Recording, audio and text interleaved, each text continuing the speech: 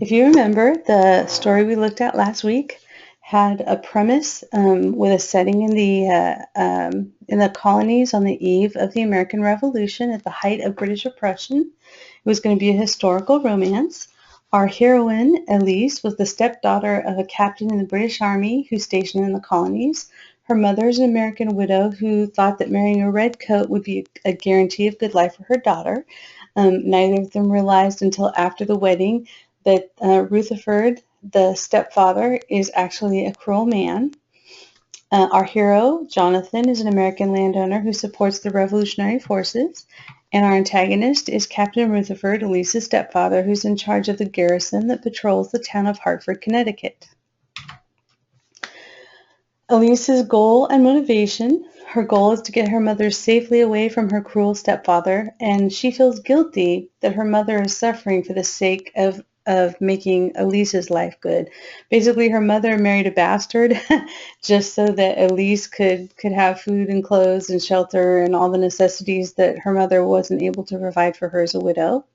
The hero's goal and motivation. The hero wants to get intelligence on Rutherford's forces that he can use to attack the British armory because he believes that the royalist oppression must be stopped.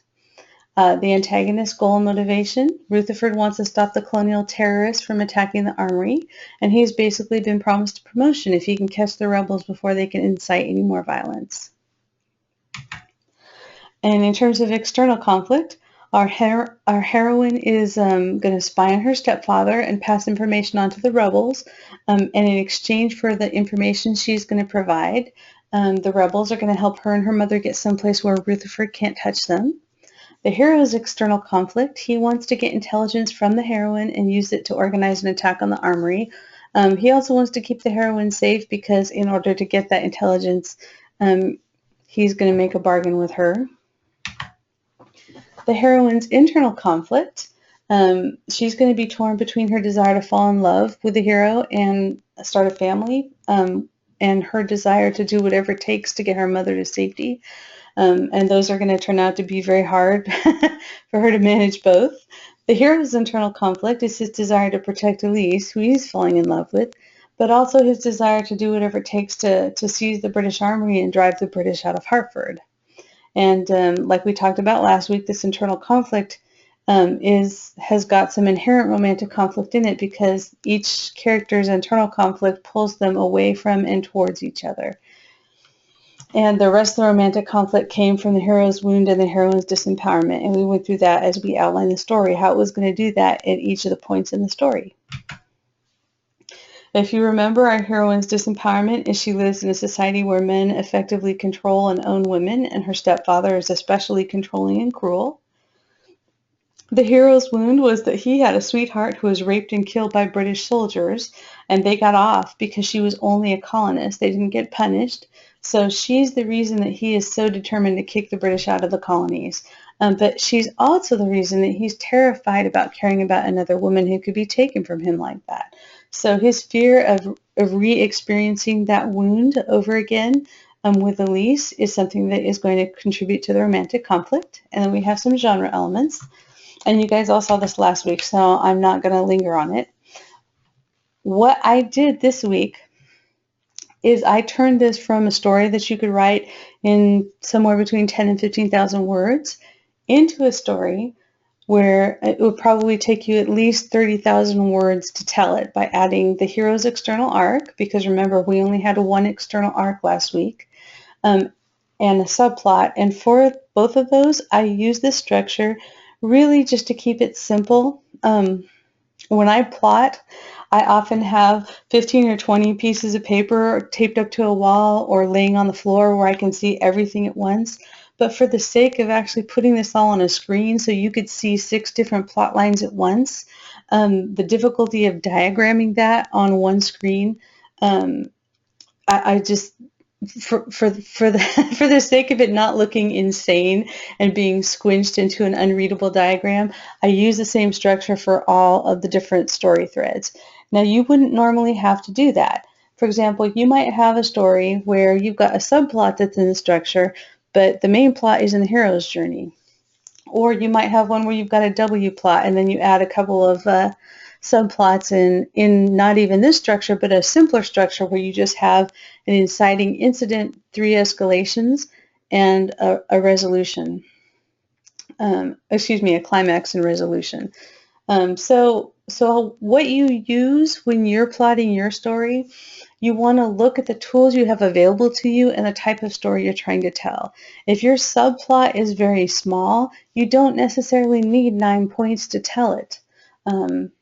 If your subplot is huge, you might want to actually turn it into a 3rd external arc and give one of your characters their own point of view. And you could have a story where one external arc is this structure and one is the hero's journey and one is something else. It could be the heroine's journey. So don't ever feel like because one of your storylines fits a particular structure that all the rest of them have to map to that. It's okay to mix and match. And we're going to kind of talk about how you weave them together as we go through this. And I just wanted to keep it simple for you, but don't feel like you're limited to what we're doing here tonight. You can do it with any sorts of plot structures you want. So this is what we came up with last week. The heroine's external arc, her inciting incident was that her stepfather's beating her mother for the first time and he threatens to beat her too. This triggers her internal arc where she feels helpless and disempowered, and now she realizes, hey, I got to do something about this, and this is like the thing that gives her the idea to contact the rebels for help. The hero's arc, Jonathan, because of the woman that he lost, he's going to be very upset about the abuse that Elise experiences. And then the romance arc, you can see we came up with how these events are going to affect both how Elise feels about Jonathan and how Jonathan feels about Elise. And again, I would normally not diagram this quite as neatly if I was doing it for myself, but I'm doing this for the sake of making it look a little more simple. So let's add the hero's external arc. So what will the hero's inciting incident be for his external arc? Now remember, we have these 4 arcs that this is going to have to be woven in between. We're going to have to braid these all together. So we don't want to just pick anything. We want to start with his external conflict, his goal and motivation, but we want to look at how it's going to relate to what we've already got. And because this is a romance, I would always start with the heroine's arc first, and I would design the heroes around it. If you're writing a multi-protagonist book, like maybe you have a science fiction novel, and one of the characters is a space marine and the other one is an alien, and this is a first contact story, you might not necessarily design one of them around the others. You want to make sure that they're compatible and they're going to dovetail at the end. But in a non-romance, it is less important to make them fit together at the beginning. It's more important that at the end of the story they dovetail enough so that you can see how the storylines are related. But because we're doing romance here, I'm looking at Jonathan's inciting incident, and I want it to be something that is going to compete with his desire to help Elise. And we picked in the beginning when we brainstormed this that he was going to be attacking the British Armory. And just before the attack, Rutherford, the antagonist, is adding more soldiers and stepping up the patrols. And I decided that the inciting incident here is basically that Jonathan is going to realize that someone in his team has talked. The British are onto his unit of rebels. So this is something that puts him in more danger. It's something that makes it riskier for him to help Elise because now he realizes he's got a mole in the group. If that mole talks to the British, he's not just endangering his band of rebels. If he helps Elise, he's endangering Elise too, and her mother, and anyone else that's associated with her. So that's why I picked this as an inciting incident, because I wanted to be something that puts him in conflict with Elise's external arc while also kind of sucking him into it at the same time. And also, we need to have an inciting incident for the hero's subplot. I decided that he's going to have a subplot between himself and one of his friends.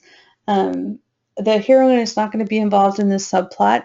That doesn't mean she never would be, but that's just the way I chose to set it up for the sake of keeping things simple, just having a totally separate subplot. So the inciting incident of his subplot is that one of the villain's spies is forcing Jonathan's best friend Abraham to inform on the rebels by holding Abraham's wife hostage. So now not only does Jonathan have higher scrutiny by the British and is he at more risk of getting caught if he helps Elise, but also he doesn't know it yet, but he is going to be betrayed by his best friend at some point in the course of the story. And well, he's already being betrayed when the story starts, but he's going to discover that. And a lot of his problems in the external arc are actually going to be made worse by this subplot. And that's something you want to think about when you're coming up with a subplot. There's a lot of advice that people give in terms of how you come up with a subplot. And one of the best pieces that I've ever received is that you want your subplot to in some way arise from the character's everyday life. And the reason that this is really good advice is because it almost guarantees that what's going in the subplot is going to affect the other storylines because it's going to affect the character. If you give the hero a subplot that is coming from out of nowhere, it's the result of some external person coming in that it's not related to his everyday life, that's just being thrown into the story. It takes a lot more skill to make that subplot feel like it fits into the story instead of making it feel like a completely separate story that just happened to be crammed in there. So looking at Jonathan's life, I thought, okay, what's going on with him? He probably has friends. He's got a job. He's involved in this rebellion. Wouldn't it be great if one of his friends was also a rebel and was stabbing him in the back?